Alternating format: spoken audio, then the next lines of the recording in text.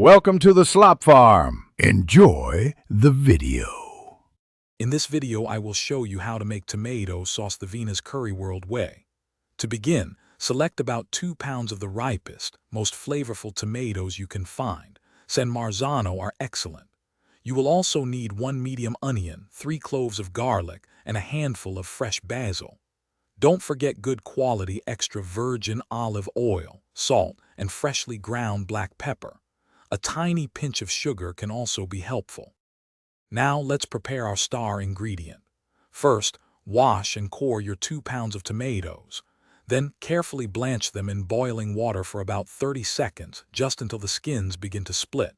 Immediately transfer them to an ice bath to stop the cooking.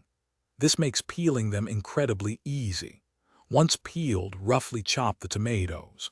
Also, finely dice your 1 medium onion and mince your 3 cloves of garlic. With your ingredients prepped, it's time to cook. Heat 2 tablespoons of extra virgin olive oil in a large pot over medium heat.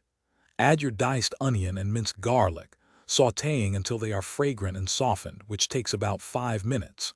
Now, add your chopped tomatoes, 1 teaspoon of salt, and a half teaspoon of freshly ground black pepper. Bring the mixture to a gentle simmer, then reduce the heat to low and cook for at least 30 minutes, stirring occasionally until it thickens beautifully. Your incredible tomato sauce is almost ready. In the last 5 minutes of cooking, stir in about a 1/4 cup of fresh basil leaves.